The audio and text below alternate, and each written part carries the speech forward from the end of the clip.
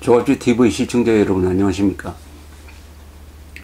지난 한 70여 년 동안 북한 정권이 대한민국을 상대로 도발한 그 기록은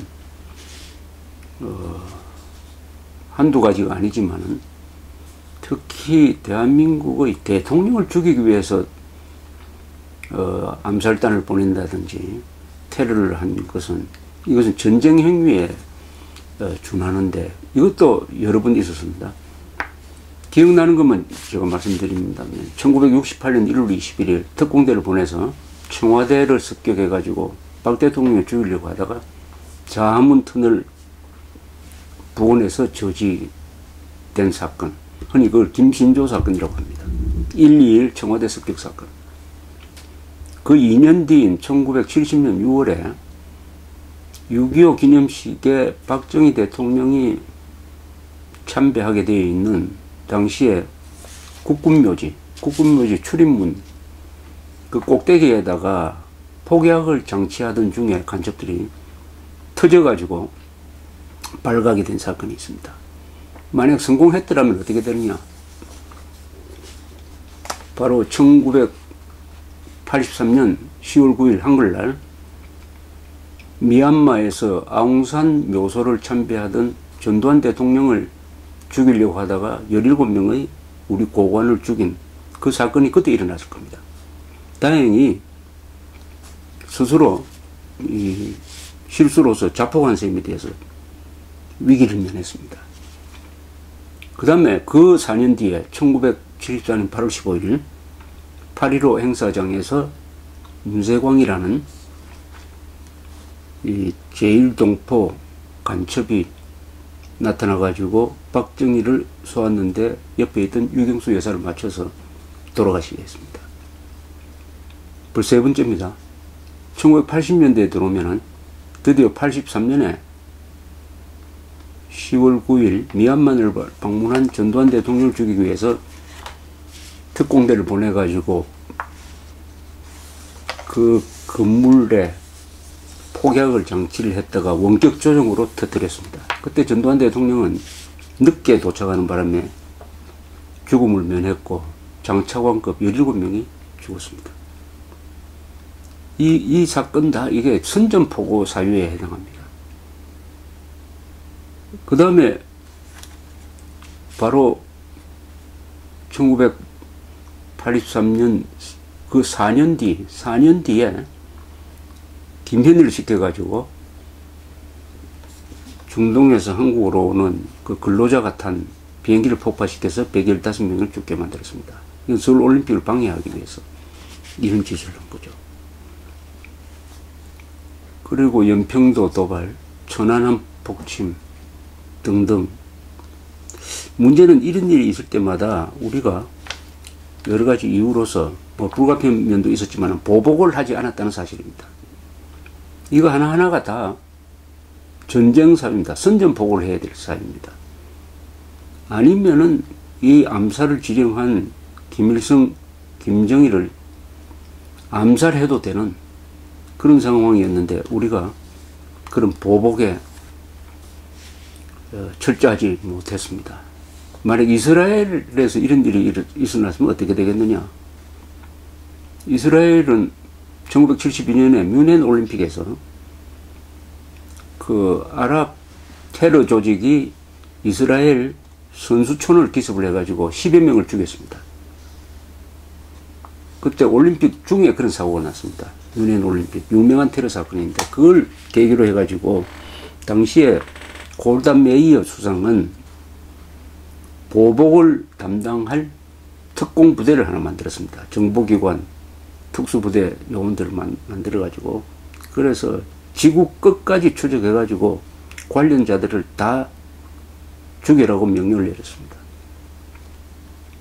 이 사람들이 그 뒤에 20년 동안 바로 그런 보복작전에 참여를 했습니다. 그러다가 엉뚱한 사람을 죽여서 외교 문제가 생기기도 했습니다. 이게 이스라엘이 하는 방식입니다. 우리는 당하고 그냥 가만히 있어 버렸습니다. 그러니까 북한은, 김정은은 지금도 무슨 짓을 해도 한국은 보복을 하지 못할 것이다. 이렇게 생각하고 있을 겁니다. 그러다가 이번에 괌을 미사일로 쏘겠다고 했더니 트럼프가 그렇게 하기만 하면은 본때를 보여주겠다 이렇게 나왔습니다. 이렇게 말의 싸움이 계속되다가 며칠 전에는 마티스 미국 국방장관이죠. 국방장관이 아주 구체적으로 이야기했습니다. 김정은이 만약 괌을 향해서 도발한다면은 미국은 이를 전쟁 행위로 간주해가지고 대응하겠다.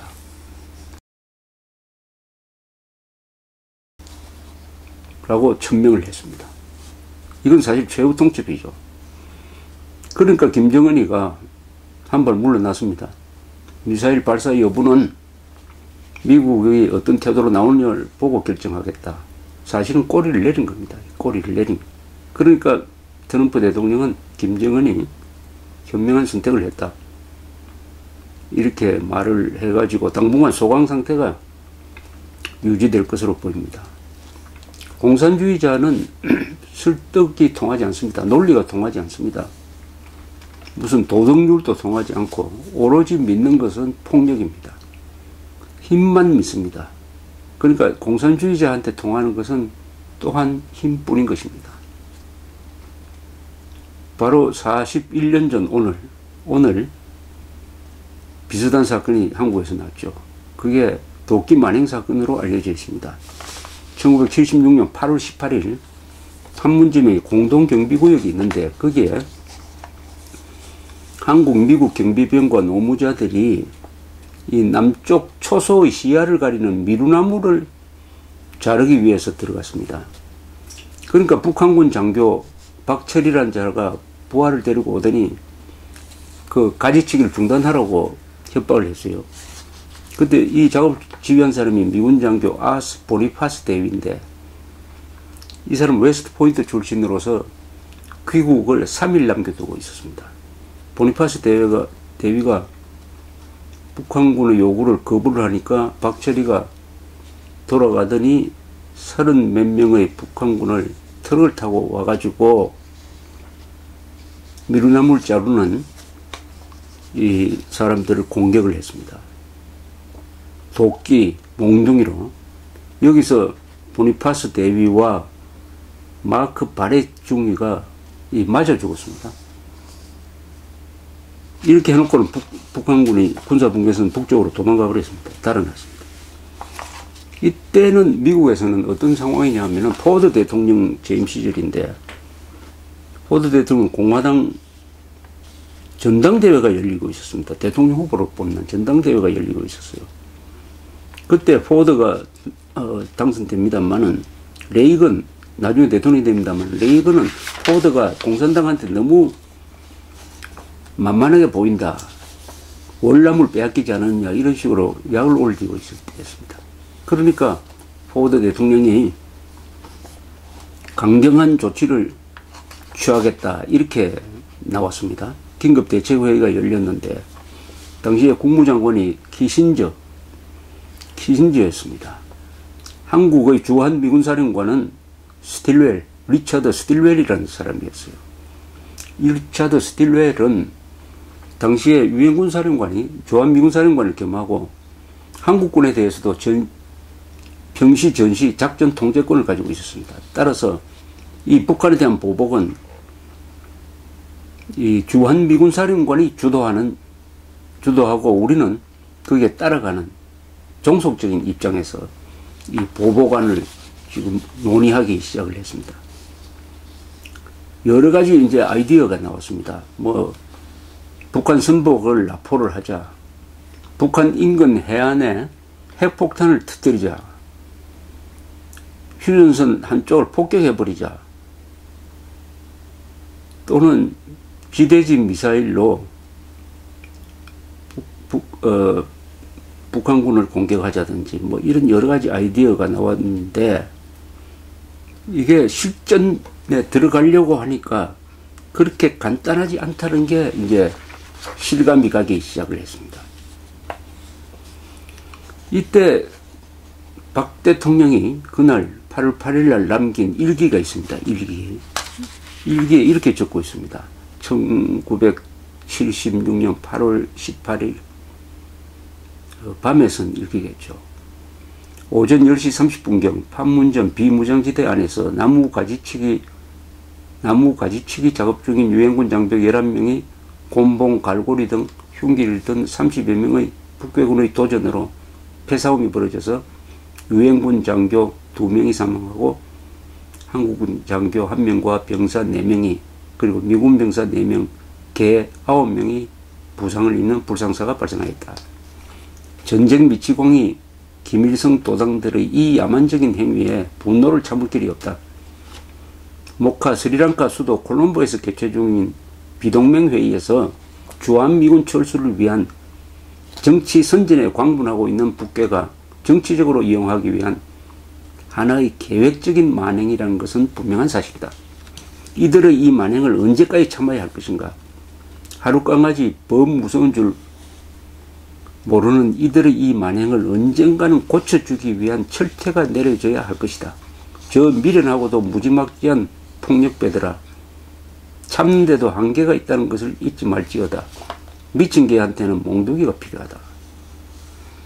그 다음날 청와대에서 이제 대책회의가 열렸습니다. 오재현 합참의장, 서종철 국방장관, 스틸렐 유엔군 사령관, 김정년 비서실장, 최광수 의전수석 하는데 박정희 대통령은 이런 요지의 발언을 한 걸로 기록되어 있습니다. 북한 측에 사과, 배상, 재발 방지 등 최대한으로 강력한 항의를 전달해야 하겠지만 나 자신도 이것이 통할 것이라고는 기대하지 않는다. 북한에 교훈을 주기 위해 적절한 군사적 대응 조치를 하되 화력을 사용하는 것은 반대다. 아주 묘한 이야기를 합니다. 군사적 대응 조치를 하더라도 화력을 사용하는 것에는 반대다. 화력을 사용하는 게 얼마나 큰 전투로 확대될 것이냐 하는 것을 염려하는 것 같습니다. 그 다음날 8월 20일 스틸렐 유엔군 사령관이 청와대로 와서 박 대통령에게 워싱턴에서 결정된 보복 계획을 이렇게 보고를 합니다. 미군이 공동경비구역으로 들어가서 문제의 미루나무를 잘라버린다. 만약 이때 북한군이 대응 공격을 한다면 우리도 즉각 무력으로 대응하여 휴전선을 넘어 개성을 탈환하고 연백평야 깊숙이 진격하여 수도에 대한 서부전선의 근접성을 해결해버린다. 이렇게 보고를 했습니다. 이건 뭐냐 하면은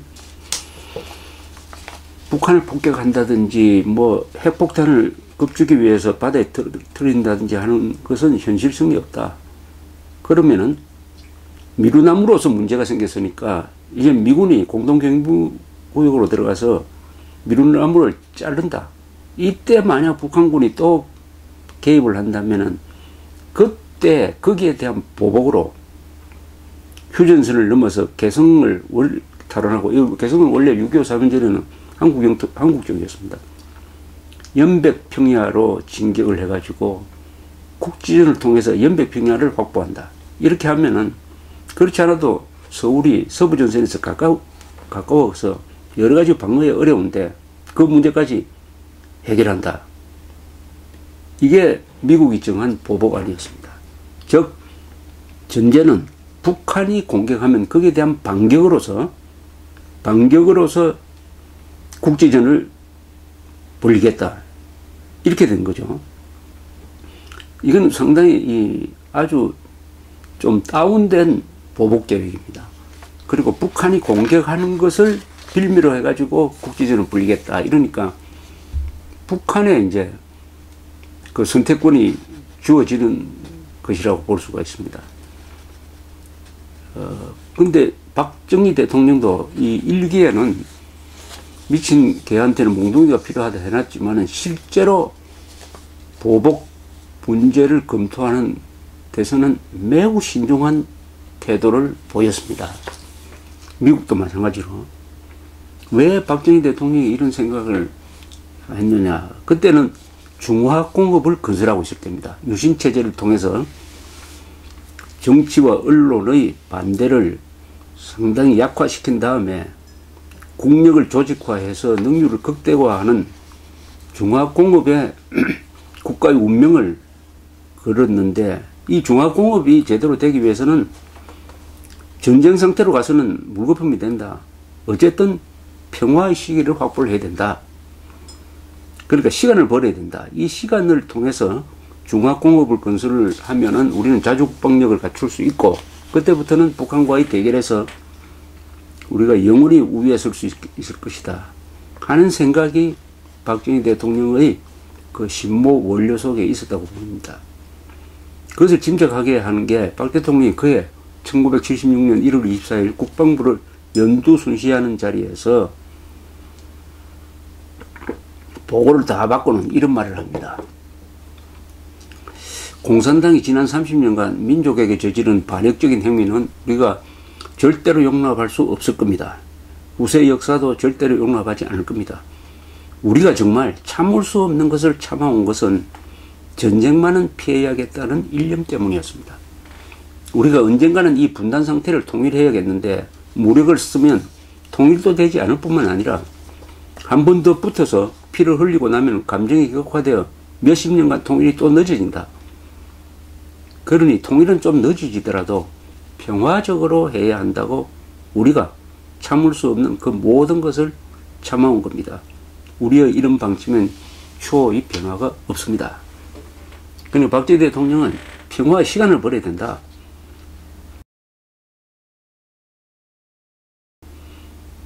이런 생각, 그리고 미국의 판단이 서로 맞아가지고 공동경비구역으로 들어가서 미루나무를 제거한다. 요 작전으로 이제 귀착이 되었습니다. 그때 이 미루나무 제거를 맡은 부대가 우리 공수 1여단이었습니다. 박희도, 이분은 나중에 육군참모총장이 됩니다만, 박희도 여단장이 특공대 장교들을 불러놓고 들어가서 미루나무를 자를 때 충돌이 일어날 수가 있다. 그러니까 해서 무장하고 들어가라고 했습니다. 사실은 이 공동경비구역에는 화기를 들고 들어가지 못하게 되어 있습니다. 그러나 그걸 어기고 지시도 어겨버리고 방탄조끼 입고 권총, 수류탄 이렇게 숨겨서 몸에 지니고 들어갔다고 합니다. 그래서 이 미루나무를 자르는 그 순간에 한국과 미군은 그 주변에 군사력을 집중시켰습니다. 우선 미군은 헬리콥터, 무장 헬리콥터를 27대를 그 상공에 띄웠습니다. 그리고 B-52 전폭기 편대가 휴전선 부근까지 와서 선회하고, 오산에는 F-111 폭격기 편대가 딱 대기를 했습니다. 그리고 바다에는 미드웨이, 항공모함 미드웨이가 타스크포스를 거느리고 와 있었고, 판문점 주변에 한국과 미군 병력은 방아쇠를 딱 만지고 있었습니다. 물론 북한도 참호 속에 들어가서 일촉즉발의 상황에 대비를 했습니다. 그런데 미루나무를 자르는데 북한군이 방해를 하지 않았습니다. 먼 데서 보고 사진만 찍고 넘어갔습니다. 이때 북한군이 도발을 했으면은 어떻게 됐을까? 좀 아쉽게 생각하는 사람들도 있습니다. 그때 도발을 했고 또 그걸 계기로 해가지고 한국과 미군이 반격을 해서 개성 수복하고 연백 평야까지 장악할 수 있었을 텐데, 국지전이 좀 일어났었으면 하는 그런 바람도, 그런 희망도 있었습니다만은 어쨌든 충돌 없이 그 다음에 북한 측이 하지 않는 일을 했습니다. 김일성이가 유엔군 사령관 앞으로 유감을 표명하는 편지를 보냈습니다. 유감을 사과로 해석한다면은 어떻게 보면은 휴전 이후에 최초로 김일성이가 사과를 했다. 이렇게 선전이 되었습니다. 그 미군은 북한한테 수모를 당한 게 몇 분 있습니다. 1967년입니다. 1.21 사태 때 청와대 습격 사건이 일어난 바로 그 이틀 뒤에 정보 수집함인 푸에블로호를 북한 해군이 납포를 했습니다. 납치를 한 거죠, 공해상에서. 그런데 이 납치된 사람들을 돌려받기 위해서 협상하는 과정에서 미국이 오히려 북한에 사과를 했습니다. 돌려받기 위해서 우선 목숨을 건진다는 이런 차원에서. 바로 이 2년 뒤에 1969년에 미군의 전자첩보기 EC-121이라는 이 비행기를 공해상에서 북한군이 격추시켜서 30몇 명이 죽었습니다. 그때도 미국이 제대로 된 보복을 하지 못했습니다. 외교적으로 항의하는데 그쳤어요. 그리고 76년에 도끼 만행 사건도 결국 미루나무 자르는 것으로 끝나버렸습니다. 이 시대는 단체전을 할 때입니다. 동서냉전 시대니까 공산주의 진영과 자유주의 진영이 스크럼을 짜고 단체전을 하고 있을 때니까 북한의 뒤에는 중국도 있고 소련도 있다. 그러니까 북한에 대한 공격은 한계가 있다. 이것은 전면전으로 핵을 사용한 전면전으로 갈 가능성이 있다. 이런 좀 깝깝한 상황이었습니다. 깝깝한 상황. 이런 가운데서 이 미루나무 사건이 일어나니까 사실은 제대로 된 보복을 하지 못하고 이것도 그냥 넘어감으로써 김일성, 김정일, 지금 김정은까지 이 세 독재자는 우리가 도발을 해도 보복을 당하지 않는다. 이 버르장머리를 고쳐야 되는데 이 도발에 대한 버르장머리를 지금까지 고쳐놓지 못하니까 지금 핵도 개발하고 미사일도 쏴대고 하고 있다고 생각합니다. 문제는 버르장머리를 고쳐놓으려고 하니까 이제는 핵미사일로 무장을 했다. 핵미사일로 무장을 한 나라를 미국인들 공격할 수 있느냐? 선제 공격, 예방 공격이 가능하겠느냐? 여기에 딱 부딪혔습니다. 그러나 미국이 공격을 당하면은 반격은 쉽습니다. 반격은. 민주주의 국가는 전쟁을 먼저 하기가 어렵습니다. 그게 불가능합니다. 그러나 그 민주주의 국가가 공격을 받은 다음에 반격을 하는 건 또 잘해요. 2차 세계대전 때 영국이 독일군의 공격을 받고 반격을 하고 미국이 진주만 기습을 당해서 반격을 하는 차원에서 반격전의 차원에서 2차 세계대전이 마무리가 되어서 히틀러, 무솔리니 그리고 일본의 군부가 몰락을 했습니다. 이 반격은 잘합니다. 반격. 한 방 맞은 다음에 반격은 잘해요. 그래서 이번에 만약 괌에다가 김정은이가 미사일을 도발을 했으면은 이것은 북한이 미국을 자극하는 제2의 진주만 기습 사건이 돼가지고 앞으로 혼이 날 뻔했는데 아주 영리하게 빠져나갔습니다. 자, 이런 걸 통해서 이 핵 문제를 해결하는 데는 사실은 핵 자체의 위험성도 있지만 그 핵을 들고 있는 김정은이 이 버르장머리를 아직도 고치지 못한 이 김정은이가 있다는 게 더 위험하죠. 그러니까 핵을 제거하는 게 먼저냐 아니면 김정은을 제거하는 게 먼저냐, 이게 좀 전략상 좀 애매모호합니다. 우리가 북한을 시원하게 때려가지고 핵 미사일 시설을 부수는 것은 참 시원하게 보이는데 문제는 그 다음입니다. 핵 미사일 기지를 폭격해가지고 부수는 걸로 끝나느냐? 부숴버리면 다시 지을 거 아니냐? 사람을 죽이지 않고 그 기술이 남아있는데 그러면 재건할 거 아니냐? 재건한 다음에 또 어떻게 하느냐? 완전히 없애려면 그 핵 미사일 기지로 미군이나 한국군이 들어가야 됩니다. 들어가서 시설을 확실하게 파괴하고 재건하지 못하도록 뭐 주둔을 해야 돼요. 이건 전쟁을 통하지 않고는 불가능한 겁니다. 그러니까 미국이 고민하는 것도 북한의 핵 미사일 기지를 폭격해서 없앨 수는 있지만 그 다음에 어떻게 하느냐, 여기에 답이 없는 겁니다. 그 다음에 어떻게 하느냐. 우리 이라크 전쟁에서 잘 보셨죠? 후세인 정권을 무너뜨리는 데는 한 달로 충분했습니다. 한 달로. 근데 그 이라크를 점령해가지고 안정시키는 데 과정에서 내전이 일어나고 테러가 일어나고 해가지고 거기서 미군은 수령에 빠지고 말았습니다. 15만 병력이 갔는데 그 병력도 부족한 것이 밝혀졌어요. 그때 처음부터 한 30만, 40만이 갔어야 된다는 지금 반성론이 있습니다. 이처럼 북한을 때리는 건 좋은데 때린 다음에 뭘 할 거냐. 이게 참 답이 좀 어려운 겁니다. 그렇다면은 가장 절묘한 또 가장 희생이 적게 드는 전략은 김정은 정권을 제거하는 것이다. 김정은을 제거하는 것이다. 뭐 이런 결론인데 김정은을 그럼 어떤 식으로 제거하느냐? 암살을 하느냐? 아니면 쿠데타를 일으키도록 사주를 하느냐? 아니면 심리전을 써가지고 김정은이 도저히 견디지 못하는 그런 상황을 만들어서 김정은 자체가 자멸하도록 만들 거냐?